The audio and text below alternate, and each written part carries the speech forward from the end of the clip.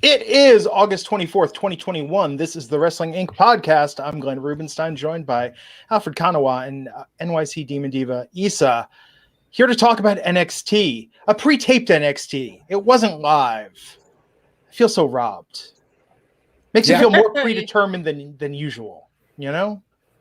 It does, yeah. Well, you can always tell. Get used to the feeling. Seriously. I mean, why didn't I just watch a sitcom or an hour-long drama if I want to see something that's not being piped directly from a camera to a satellite to my television? You know? No, I mean, this was a breather tonight. We had a very hot weekend of wrestling. I think NXT held its own with a very good takeover on Sunday, the end of an era. And now we're in the in-between. I think the Index wedding is going to be the last of the classic NXT, right? I think that's going to be 2 weeks from tonight. So it's probably We're dressing up for that show. I just want everybody. There you go. Oh, tuxedo and everything, huh? Bow tie. Yep. Yeah. But that's probably it's a wedding. But that's going to be part of this last batch of tapings, and who knows what lies beyond that. Yeah, I like that you said it was an in-between because that's what it felt like. I know that the new era doesn't really – I mean, they made it seem like the new era took place tonight, but it was the same CWC. It still mostly felt like the same type of NXT, but I think the actual new era happens when they go live 2 weeks from now. And isn't it crazy? What was I talking about the other night about how, with Samoa Joe, they don't have the next champ, but they've got a long line of guys to feed to them, and they were all in that segment tonight.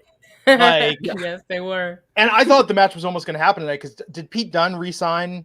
Does he have a new contract? Because I think that's going to dictate a lot about how that goes. Yeah, apparently there's big plans for him to be one of the top heels, so maybe they've agreed on something. Maybe. Issa, what you think of the show tonight? I mean, yeah, like a breather from everything that we've been dealing with. I thought there was a couple of highs in this show. I did enjoy it, but I did try my best to stay away from spoilers. But there was a couple of things that I really liked, especially like the ending to Ted DiBiase and Cameron Grimes. I thought that was very well done and perfect. We'll get into it, but I didn't think it was horrible. I didn't think it was must-watch either. Yeah. Serviceable. Right. NXT opening up with Cameron Grimes and Ted DiBiase coming out to celebrate the $1 Million Championship. We'll talk more about what happened between them. Alfred, do we have any news tonight? Does anything happen in the world of wrestling? Yeah, a couple of things have happened. Well, let's start with the Raw rating first. Raw actually did its best numbers since January. Wow. They drew 2.067 million, up 11.3%. But the first hour started pretty big with 2.1 million and then went down to 1.956 million by the third hour. So clearly that SummerSlam bump are really giving WWE something extra. And it's funny because during the pandemic era, there really weren't that many pay-per-view bumps because people just kind of stopped watching wrestling. And the audience was what it was. But because SummerSlam was this hot show, it was kind of like – this is kind of like a post-WrestleMania show in some ways. But I think one of the reasons for the number going down from the first to the third hour is all the big storylines coming out of SummerSlam were SmackDown storylines with Brock Lesnar and Becky Lynch returning. So I think SmackDown will probably do a pretty big number this Friday. Yeah. Agreed. I mean, did they address either of those, or did they just show replays last night? They definitely showed replays and they made sure to mention that they are going to be on SmackDown on Friday. I feel like SmackDown is going to be loaded for them.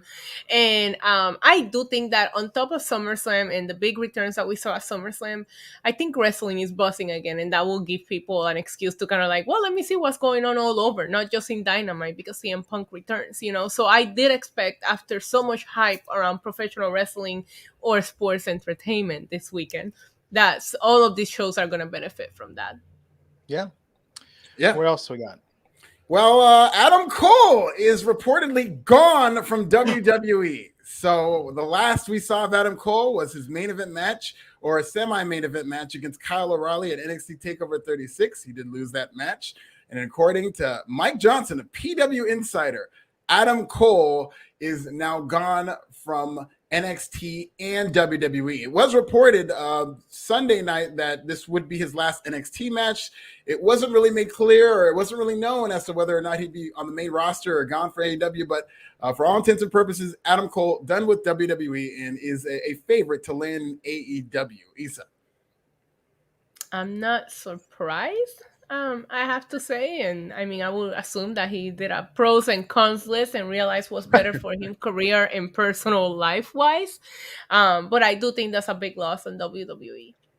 It's Z is saying thoughts on Cross's Marvin the Martian cosplay. Ah. Karrion Kross apparently had a short gig working for Ming the Merciless in between NXT Sunday and Monday night on Raw. I think Adam Cole took one look at that and he was like, no, I'm done. I'm good. That might have been the straw. Yeah, my reaction to that cosplay is on my Twitter. You can go look at it. I mean, I only saw the photos online. I didn't think people were serious. Alfred, when I saw you tweet the photo, I was just like, this can't be really happening, right? Yeah. A lot of You people know seem to what's be taken funny? That as soon as his music hits, I'm already like this. I'm already petrified for the guy because he just lost at, the night before and they're treating him so weird in Raw that I'm already like, do I want to look up? And then I happen to look up and I'm like, what is this? What is going on? And I don't have nothing to say. Whatever. I think this is a rib. I think they do this to mess with you. And then if you don't push back, they're like, well, you get what you deserve, pal.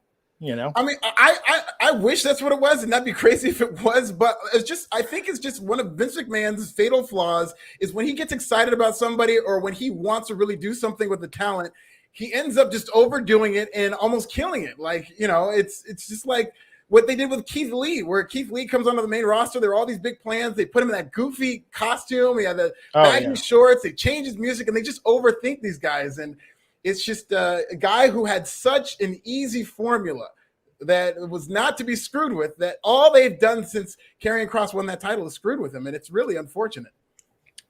And the suspenders bother me more than the mask, honestly. Yeah, the fact that he kept at them least on, too. The mask came off, but he kept those suspenders on. I was like, why? Right. How cool he used to be? Like, yes. A long time ago. This looks like something rejected from Masters of the Universe with Dolph Lundgren, like the live action version. Like, this was bad. Yeah. This was really bad. But what do you guys see for Adam Cole headed? Where do you think he's going? Because, the rumor is going to be AEW, but do you see him anywhere else? What do you see for Adam Cole's future?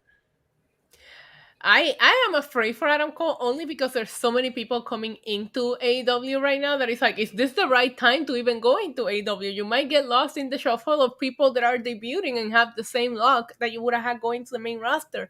That being said, Adam Cole knows some people pretty high up within AEW that I would assume will be able to put him in an incredible storyline. I would like to see him go to AEW. I think he's got what AEW is looking for more than what they're looking for in the main roster right now. I think they hotshot him Friday if they can contractually to get him on the air. Well, because his contract is up reportedly. Is this but Friday at 12:01 midnight or Friday at 11:59 p.m. midnight? That is a good point. I don't know when on Friday. I don't know if they wait that extra day. I mean, I don't know where he would slot in, but that'd be a lot of fun. That would be shades of the Monday Night Wars. Wouldn't you have him debut at All Out? Because he already kind of debuted Punk before that. Have a big person come out at All Out at some point will be interesting, especially the rumors say that Daniel Bryanson is going to be safe for the New York show. Yeah. Therefore, why not, if this is the case, why not have some fun and have Adam Cole come out at All Out?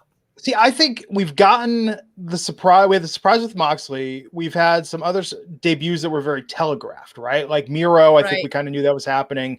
Brody, we knew that was happening. Punk, I mean, they did everything but take out skywriting over the city of Chicago to let people know that was happening. I think we could use a surprise so that way when Daniel Bryan, look, and here's the thing, no disrespect to Adam Cole, but Adam Cole is not CM Punk or Daniel Bryan. Adam Cole will get people buzzing and talking, but the rumor, oh my God, Adam Cole's going to show up at All Out. Those people are already buying that pay-per-view. Adam Cole is not moving the needle for anybody that's not excited about CM Punk, that's not excited about the AEW lineup. And that's an interesting point you bring up, Glenn, because Adam Cole, it is another version of a lot of what they already have in terms of CM Punk, Daniel Bryan, Kenny Omega, Adam Cole. Do we need all four of them in the same company? Do they check the same boxes? Are they overlapping in terms of bringing in fans? Are we starting to get into diminishing marginal returns where it's like, oh, another guy from 2005 ROH? I think Adam Cole is going to be a top star in AEW. Everything like Lisa said that they're looking for. He checks all these boxes, and he's going to be in AEW, but at some point, they're going to need to kind of pivot away from this prototype because I think they've got plenty of Adam Cole types in AEW. And I think it's a good way to keep the momentum going, because if they do this, look at the rating, which I think did that come out yesterday, or are we going to talk about that tonight? For Did break for AEW? Well, yeah, it came out yesterday. Yeah. Okay, so that broke 1 million. It was like 1.1 and change. Yeah. I think this is how they keep the momentum going, because even if there is there's going to be a dip this week, but I think that they do that, it gets people talking. You think they're going to? Do you think their rating's going to grow? I don't this know. week? I think their Wednesday night rating is Wednesday's going to be huge. It's going to be big. Yeah. Let's see what they advertise for Friday, because they really don't tell you what you're going to see at Rampage until you watch on Wednesday. But I do think that AEW should see some successful numbers this week. And that's why I think Adam keeps that momentum going. Like, he is momentum. People are talking about it. And look, if you had CM Punk 1 week, Adam Cole the next week, I guarantee you the third week is the go-home show going into All Out. Like, people are tuning in. It will be Murphy. I think Murphy is going to debut too, based on the date that he's able to debut. And I don't know. But that's where I see Adam Cole going. When it's a matter of when and how they do it. Hopefully they book it, the right way. Yeah. Yeah. But I think for them, it's a dominance move to get him on the air as soon as possible. Sure. If he goes from TakeOver on Sunday to AEW Rampage on Friday, like WWE, WWE is going to be stoic publicly, but Triple H and some other people are going to be fuming. Yeah, especially given those reports that Vince McMahon himself met with Adam Cole and apparently an attempt to get them to stay. Clearly, WWE sees value in Adam Cole, and him going to AEW, especially if it's this quickly, would sting a little bit for a lot of people in WWE, I think. Maybe they gave Cross the mask. Maybe that was for Adam Cole, but when they knew he wasn't re-signing, they were like, okay. Oh my God. We got some great news for you, pal. This gimmick just opened up. Anything else in the news? Yes, we go from the whitest pro wrestling company in the world to one of the blackest cities in America, as Atlanta will be hosting WWE Day 1, a pay-per-view on New Year's Day. Nick Khan was doing that interview with Ariel Helwani of BT Sports, and he was talking about that day after crowd in terms of New Year's Day. A lot of people want to see sports, and typically there are playoff games in college football. So WWE is going to go after that with January 1st, 2022 from State Farm Arena in Atlanta. They're going to have Day 1, WWE Day 1. You guys excited for a New Year's Day pay-per-view? If the Usos don't main event, what are we doing? Exactly. Day 1-ish. Come on. It's right there for you. I'm excited for that. I do agree. I think that 1st of January is a day that you just want to sit at home and watch something entertaining. I think it's a good day. And most people are off sitting at home. You live in Atlanta. You have something to do now. John Jordan, $5 saying Adam Cole. Why not Wednesday? I think he's contractually. I saw Friday is the word on the street. Yeah. That'll be interesting. I mean, if they could do that for Rampage, then that's 2 weeks in a row on Rampage. If they didn't necessarily advertise a big star being there, and 2 weeks in a row of a big star just showing up on Rampage will create a lot of natural momentum for that show in terms of anything can happen. Now, that will be a taped show for a lot moving forward, so that's going to be a lot tougher to maintain that type of mystique. But that'll be really good for a show that really needs to have these type of moments to be established on Friday night at 10 p.m. as an A show. Yeah. Are they taping this week's Rampage, or is this the last live one? Yeah. Are they taping this week's? It is taped, yeah. So it could be backstage. It's the one next week. I think it's live from, Now Arena. There you go. So should we get into it? Let's get into it. Talk about tonight. Okay, so we had Ted and Cameron Grimes opening up the show. They shot money at the audience. Is it a coincidence that Cameron Grimes won the $1 Million Championship Sunday night and GameStop is up today? No, it is not a coincidence. There are no coincidences. Exactly. Good celebration. I mean, we might as well talk about this now, but this was the end. I mean, Ted wished him well, drove off. Grimes gave him the $1 Million Championship back. Ted said, no, you haven't. He exchanged it with a replica. I guess, Issa, are you sad to see this come to an end? And what does Grimes do if he is no longer the $1 Million Champion? I am a little sad that it's coming to an end, but I did, like I mentioned earlier, thought that it was the perfect send-off. It was funny. It was cute. It keeps like an open door between the two of them. I don't know where Cameron Grimes goes from here, but he is so over with the crowd that you could really put him in the line for, I don't know, maybe the North American Championship. I think that would be a nice I think they need to do something with Isaiah. Like, he hasn't defended it since he won it. So you have to start building somebody for that.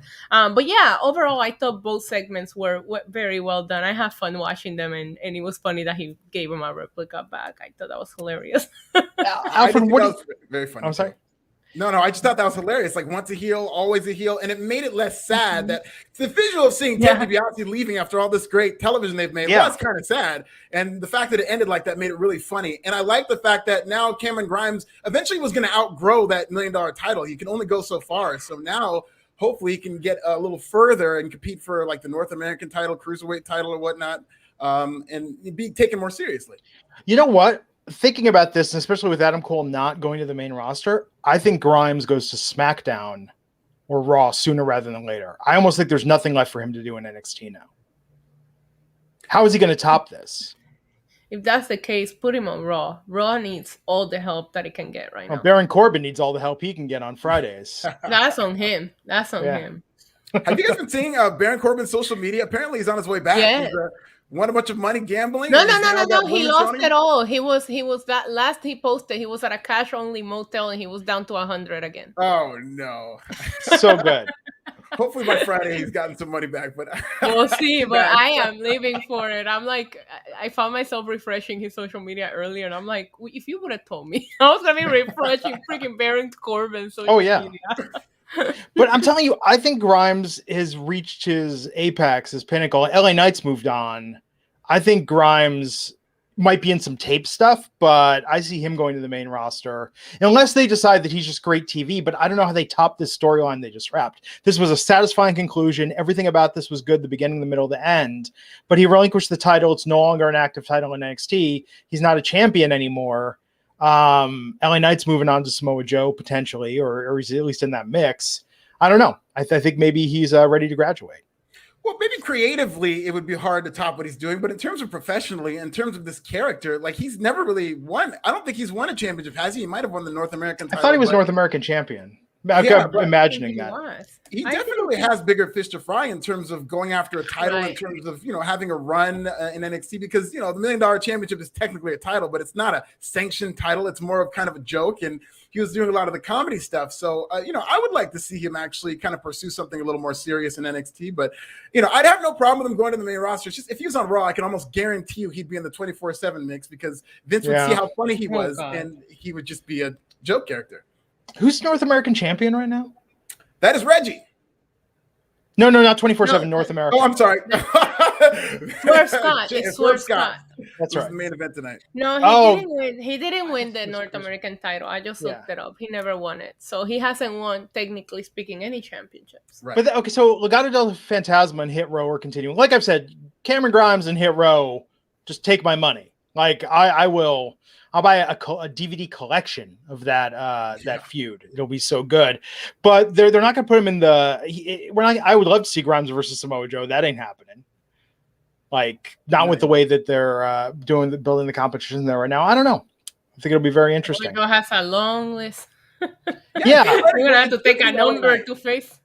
Yeah. Oh my God, I think that would be so good, but I think you got to take a number to face Samoa Joe right now. Yeah, there was a lot of people. I don't know why LA Knight is out there because he lost his match. Cameron Grimes really should be in that position challenging Samoa Joe. Samoa Joe ain't losing this title anytime soon, unless it's to Pete Dunne as part of a contract re-signing. So just Lopez, $1.99. Vince sees Heath Slater when he sees Grimes. Yeah. I mean, which is why I think Cameron Grimes is Vince's sweet, like he is designed to appeal to what Vince McMahon finds funny and entertaining. Yeah. He's got the thick Southern accent. He is funny as hell and a great comedic actor.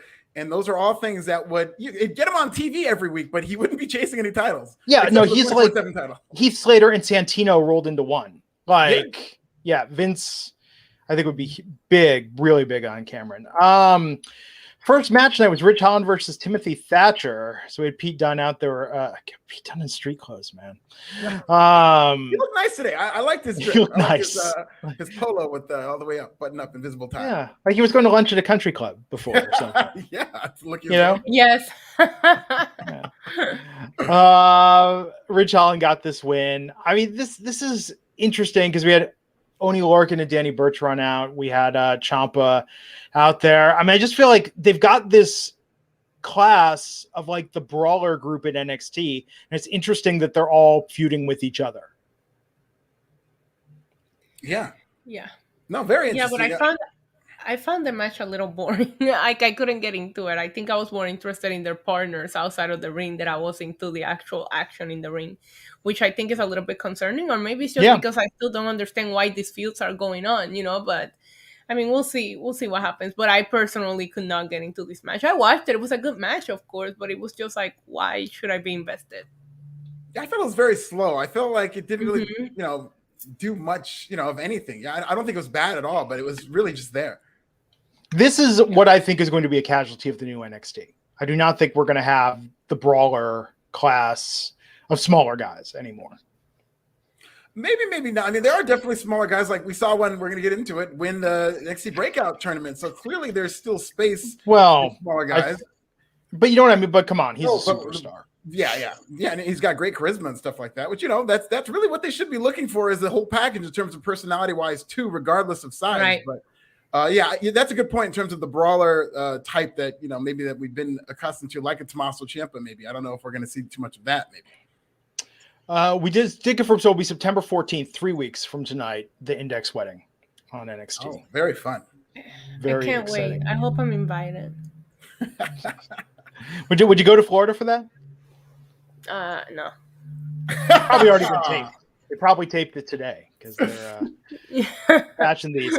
Casey Catanzaro and Kaden Carter versus Gigi Dolan and JC Jane, with Gigi and JC taking the L tonight. Very confusing. Why? You put all these video packages around these girls, and then all of a sudden you have them take an L because these girls on TikTok said they want to come for the tag team titles? Like, I'm sorry, what? And they did make a good point. Where are Io and Zoe? Like, we haven't seen them. Oh, yeah. But that's the women tag team titles, period. When these two girls showed up on TikTok saying the tag team titles haven't been defended, I'm like, which ones? Because none of these women tag team titles get defended. I didn't like that these girls had to lose today. Then I feel like I was actually starting to become invested in them, and then now they're losing. Didn't Casey and Kaden also get a puzzling win over the reformed Roger Stone brand? Was it last week or the week before with Frankie Monet? Like, are they getting a low-key push? Like, this is interesting. Maybe. Did Casey? Yeah, I guess they did. It just was very puzzling loss. And NXT's been doing this a little bit too much in terms of they'll bring somebody in and they'll have them win for a couple of weeks and then just beat them.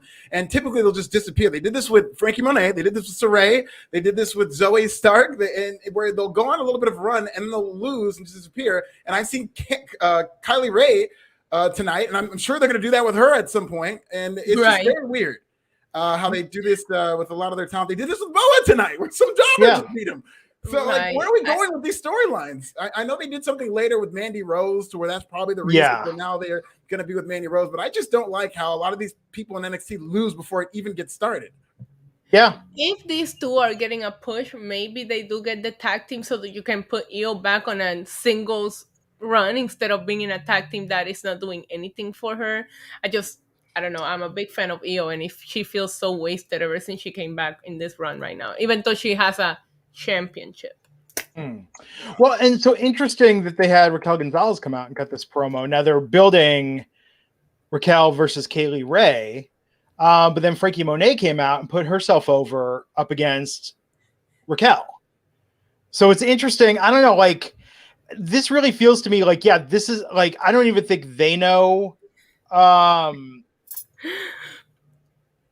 don't think they went to Triple H or whoever is in charge now, and they said, okay, who's the next contender for Raquel and Samoa Joe? And they just went, yes. So I just sent everybody out there. That's how we felt today. I did like seeing Frankie come out there and cut that promo. I was like, okay, maybe they take some time and build Kaylee Ray so that way we can get to know her, and maybe they do a Frankie and Raquel in between. Maybe that's what I was thinking. I don't know. It felt the same way with Samoa Joe, where it's just like you still don't know which direction they're gonna go in. Right. Yeah, this all feels very uncertain to me tonight, and probably because the decision to batch tape these probably happened somewhat recently, and a lot of this is thrown together, and they only have so much time in the editing room to save this week before putting on the air. Maybe that's what it is that while these shows are being taped, they're like, well, let's just throw as many potential number one contenders against the wall as possible. And then when we go live, we'll just decide who out of that group gets to be number one contender. Yeah. Well, I would love to see Frankie Monet in the title picture with Raquel Gonzalez. I think they will put on a banger of a match. Yeah. So what happened next? You tell me, because I don't remember. I don't know. I'm waiting for it. Let's see. We had then we had Kaylee Ray versus Veronica. Oh yeah. Feroz. Yeah. Wait, she was Valentina though. Valentina Feroz. Yes. Brazil's own. It says Veronica. Wrestling Inc. You got it wrong. It says Veronica. Valentina. Kaylee Ray got a pretty easy win here. So the build for her continues. And then after, we saw Gigi Dolan and JC Jane get recruited into Mandy Rose's cult or whatever it is she's got going on. Maybe it's a multi-level marketing scheme.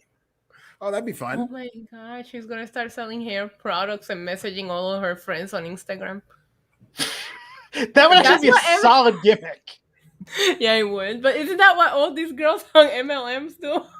They should have like a Mary Kay gimmick. Don't they have that Mary Kay MLM thing to where you get a Cadillac if you sell enough of them? They should do something like that. Some pink car you get, right? Yeah. Come on, don't act like you've never been messaged by somebody you haven't spoken to since high school. They'll be like, hey girl, I see you. Do you know that I joined? No, I started my own business. And you're like, oh God, no. That's Mandy Rose right now, I guess. With me, it's usually a Nigerian prince who sends me an email saying that they've got some plans for me. Yeah. But you have to send them money first. Yeah, right? Send the money first, of course. Yeah. And your social security number. Of course. It's very important. So we had Samoa Joe cutting a promo tonight and a lot of interruptions. Pete Dunne came out. LA Knight came out. Kyle O'Reilly came out. Who's going to lose first to Samoa Joe? Kyle O'Reilly's so lame. Kyle O'Reilly is so lame. You said it. No, you didn't think he sounded lame? Like, he comes out there looking so basic, and he's like, I'm not here to bash you. And he's just like, shut up. Like, I won the last undisputed match. Whatever. Listen, I was excited to see LA Knight, although he lost, so it didn't make sense to me that he was out there, but I can see him in that. I didn't think of that program until he came out, and then I was like, that would be a really good feud. That being said, I do think that Pete Dunne was the person that were building up for Karrion Kross until things took a drastic turn. So I would like to see Pete Dunne and Samoa Joe. Who wouldn't? I think that would be an amazing match. Yeah, I think Pete Dunne's definitely the alpha of this group, especially because at the end, Ridge Holland came out, and Ridge Holland is associated with Pete Dunne. And yeah, with Kyle O'Reilly, like somebody finally called out LA Knight for trying to be Stone Cold Steve Austin. But of all people, like Kyle O'Reilly, he had such bad delivery in terms of what that was. And even Samoa Joe jumped in. He was like, "Oh, sick burn, dude, sick burn." I know. Like, it's just, God love Kyle O'Reilly. He's a great professional wrestler, which is in vogue right now. But everything else, my goodness. Lame. It's so lame. I do have to say, Samoa Joe always looks great in gold. It's just a, sight for sore eyes to see him holding that title. 3 times. 3 times. Yeah. Sorry. Glenn was counting all 3 of the reigns. Yeah. So everyone came out with this tonight. Yeah. It was okay. But I don't feel any heat. Maybe with Pete Dunne. Yeah. I agree. This is more like something they do on Raw. This really isn't becoming of NXT to just have guy after guy after guy come out and challenge. They usually have their direction set up. And it's usually like after TakeOver, somebody will come out, a new challenger. And it's weird because now WWE, the main roster, is acting more like NXT, where the past couple of pay-per-views, Roman Reigns' next challenger has come out, whether it was John Cena and now it's Brock Lesnar, and they set it up that way. That used to be an NXT staple. And now NXT is setting up their challengers by just having guys come up, which used to be a Raw staple. So it's weird to see NXT do this, but I do think that it's going to be Pete Dunne emerging from this. I just wish that they would have, because they've already been teasing that. I wish they would have done a better job establishing just Pete Dunne as the next contender. Excuse me, Alfred, but moving forward, I'd like for you to refer to him as Ponytail Brock Lesnar. Thank you. So we know what generation Brock Lesnar it is. This is not just any Brock Lesnar, okay? Not the cowboy hipster, just the Ponytail Brock Lesnar. Cowboy hipster, I love that. No, yeah, ponytail Brock Lesnar, please. Yeah, and I love Samoa Joe's promo because he's like, now I know that I gotta, wash my back and this and that. And I, at the same time, I would expect like nobody to come out because they're all scared of Samoa Joe. I would have loved that too. Like, who out there is gonna challenge me next? And like crickets, because they're like, you go to backstage and they're all sitting there like, not me. You want to go? We'll be back, ladies and gentlemen. Stay there. Somebody will come out, I'm sure. Terry Allen Jr. 560 saying 2K22 release date and trailer we saw really allows the team to carefully develop features we demanded many years. I hope the 2K19 control scheme returns. I don't have high hopes for this game. I think the only reason why it got delayed is because they had to redo the whole roster. Yeah, probably. Yeah, a couple times. Mm-hmm. Probably. And so they can scan ponytail Brock Lesnar the right way. Carmelo Hayes versus Odyssey Jones. Yes. In the finals of the NXT Breakout Tournament. And Carmelo Hayes, I mean, yes, Odyssey has size, but Carmelo, how can you look at that guy and not say he's a superstar? And this match tonight was pretty good. I loved it. I thought both these guys were superstars, but especially I loved Carmelo Hayes in this match, especially his facials and the story he was telling, like toward the end of the match where Odyssey was recovering from a big move he did, and he just had to look scared, and he just did a great job. I thought these two worked very well together, and I just love, either result would have been very satisfying, but I thought it was pleasantly surprising to see Carmelo Hayes rise out of this, because they're going to have plans for Odyssey Jones, and the fact that they're giving all this to Carmelo Hayes right now, I think is very encouraging. I loved it. Yeah, me too. You guys know I was high on Carmelo Hayes. I'm the one who said he was gonna make it to the end. I didn't think he was going to win. But that being said, I feel like that's what the breakout tournament should be about. Somebody like Odyssey Jones does not need this contract to get to a title shot. I guarantee you that he can fight his way and build his way into it. If they don't even take him straight to the main roster right now, because the guy has charisma, has size, has everything. Where somebody like Carmelo Hayes is who you will want to see win a breakout tournament. I'm excited. I love the fact that he was like, I'm not going to tell you who I'm going to challenge right now. He told such a good story throughout the match. I love the way that he won because he felt very like how you would expect somebody that size to overcome somebody the size of Odyssey Jones. Very happy with how this whole thing turned out. I thought it would have been really funny if Odyssey Jones won this and they asked him, what title do you want to challenge for? And he said the Cruiserweight title. Bro. He's like, hey, man, get me a championship. You said any title, didn't you? I mean, why not go for the Universal Championship at that point? Just go big. This was a really good match, though, and I'm happy with the outcome. Yeah, me too. I loved it. Good tournament, and we saw a lot of faces we're not familiar with. We'll see where they go with them. Yeah. I do like this NXT Breakout Tournament. This is really cool that they do this to slowly introduce new blood in NXT. It's a really good way of doing that. I wish they did it with the women, because a lot of times they'll have somebody come out that you've never seen before just to kind of like do the job for somebody else, like what happened with Frankie Monet, and now we're seeing it with Kaylee Ray, where they're just wrestling people that we're not familiar with. I think it will be an amazing idea to do a breakout tournament for the women. Yeah, that's pretty much what the Mae Young Classic was, and those were really cool, and those were a really good way of introducing a lot of new women to the roster. That's how Bianca Belair came along, and I don't know what it does. Is that right? Kairi Sane, Shayna Baszler, freaking Rhea Ripley, Toni Storm, all of these people. Raquel Gonzalez. I would like to see the Mae Young Classic as a yearly thing. It seems like they always drop it for a little bit and then come back. And I know they're going to do the Queen of the Ring, but I mean, the Mae Young Classic would be a great component to that. I think it's because women now have other options as well to work before. That wasn't really a case, and you have so many companies working within each other. I'm so excited for Empower this weekend and see what they do. Well, that's right. It is this weekend. It's going to be fun. Empower. Yeah, it's going to be a lot of fun. And Ric Flair is wrestling. Yes. Well, we need the Mae Young Classic, so need the Mae Young Classic back so Mei Ying can win the Mae Young Classic. Yes, the Mae Ying Classic. Yeah. Oh, come on! I mean, come on. Too perfect, right? Way too perfect. Way too perfect. Almost like Charlotte winning Queen of the Ring. Yes. Yeah. So Mei Ying was out with Boa tonight with a match against Zion Quinn. No sign of Z Lee. Zion Quinn got the victory tonight. Why? What are we doing here? You know what was funny about this is when he won and then he went to leave through the ramp and he saw Mei Ying and then he ran through the crowd. And he's like this big guy, looks like a shooter with the MMA gloves and everything. And he ran from Mei Ying. But I was very shocked by this. I don't know what they're doing. I don't know why Boa has to lose like this. If they're going to go back to beating him with a stick because he needs to toughen up. But this is very weird. Oh my God. beating him with a stick.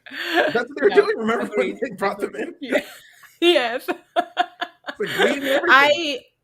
I also said, why? What is happening here? There was a couple of results today that I was like pleasantly surprised with, and some of them I was like, but why? And this was one of them. Yeah.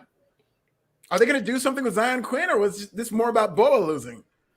I don't think they know what they're going to do with anyone. It's true. I mean, that was apparent tonight, right? Like, I did not feel a real sense of momentum out of tonight's show. It really was like they flipped the coin in terms of deciding who was going to win each of these matches tonight. Yeah. And this was interesting that we had Hit Row versus Legado del Fantasma in a 6-man tags. No titles on the line tonight, but this was not the end of this feud. Perhaps a new beginning, as Legado del Fantasma looks like they might have a new member.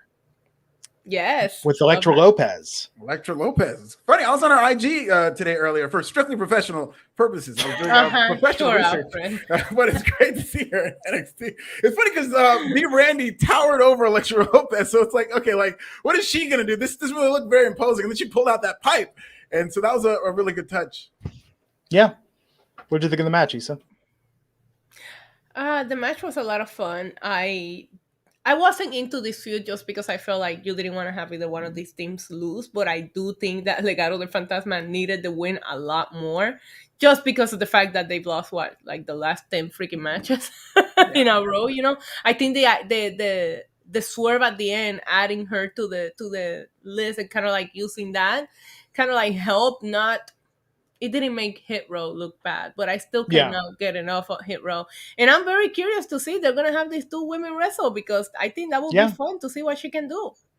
Absolutely. I love this match. And I really love Legado del Fantasma in terms of Joaquin Wilde and Raul Mendoza. Every time I see him, I don't see enough of them. But when I do, I always get more excited about them. And I like that thing they were doing where they were rolling in and out of the ring over and over. That it's just so unorthodox, but they just kept doing it.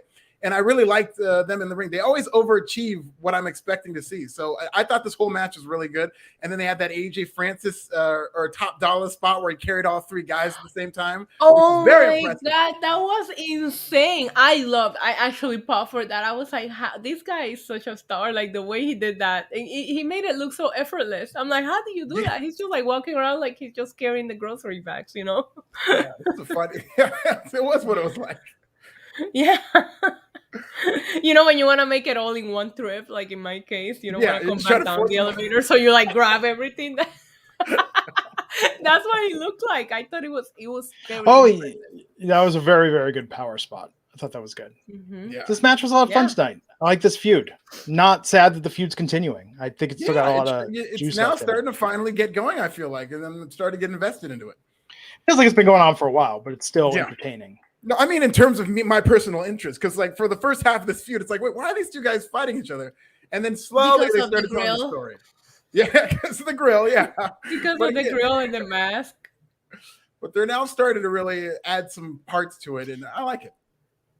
See, I like what they did tonight. Seeing them in the ring, all of them like put that kind of match, that was fun. Now let's just like get serious with the promos and the backstage segments that we do, and we can forget about the grill and the mask and just make it like a real feud. Yeah. We shall see. So an interesting episode tonight of NXT. Stuff happened. Some good, some bad. A little all over the place, right? A little bit. Mm-hmm. Yeah. Serviceable is the right way to describe it. Like you said earlier, Glenn, like, okay, that was serviceable, but do I text everybody like, I can't believe you didn't watch NXT? No. I can believe you didn't watch NXT this week. But the Cameron Grimes, Ted DiBiase coming to a close. That's what makes me think he's leaving sooner rather than later. Well, we said that about Bronson Reed, and look how that ended up. Yeah, unfortunately. Oh man, I hope they don't do that with Cameron Grimes. Touche. No, I can't do that. I did love the money that Cameron Grimes threw at the crowd. I thought that was fun. The money. Oh, yeah. Beth Phoenix was like going crazy catching it, and Wade Barrett was like, please. Yeah, her and Vic Joseph were like more excited than the fans to get that fake money. It made me think it was real money, but it was like. I know. Do you see the pictures they posted holding the money? And oh my God, I love Beth Phoenix so much. If they get rid of her in this revamp, like. I'm done. They I'm can't. off Tuesdays. Oh, that would suck. Yeah, she's so good. She's such a fun addition, and she's grown so much commentary wise. But when she's just like out of character, just having fun, she adds a lot to it. I really enjoy her work. They better not get rid of her. A part of me thinks that she's going to be the one who ruins the wedding between Index. Oh. No, Alfred! I don't know. I can think of all the ways. I think she's going to officiate it. Oh, That'd be fun. Yes. Well, That'd be Triple a lot H of should fun. really officiate it, but you know. The way is going to come out, Gargano, right? When they say speak now or forever hold your whatever, Gargano's going to come out and complain about the wedding. Well, Gargano has to walk Indy to the ring because that's her dad walking the bride down to the ring, He's not right? going to do that, and she's just going to walk herself. Wow, that's sad. Maybe Regal I will know. We shall see what happens. Will officiate, walk them down the aisle. She'll be the best All of woman, the best man. She'll catch the roses when she throws it. She'll do the toes. I bet Phoenix is gonna be everything. There you have it, everyone. So Friday night, will Adam Cole be on AEW Rampage? Tune in and find out. The three of us are going to be back tomorrow night. We got Dynamite coverage here with Alfred, Justin. Alfred and Justin. Just the two of them. There you go. The two of us. What will CM Punk say? Tune in to find out. Alfred said, "This is nasty." Issa said, "NYC Dima Diva." That's Diva with the one. I'm Ackline Rubenstein. Have a great rest of your Tuesday, everybody. We'll catch you back here next time on the Wrestling Inc. podcast. Take care.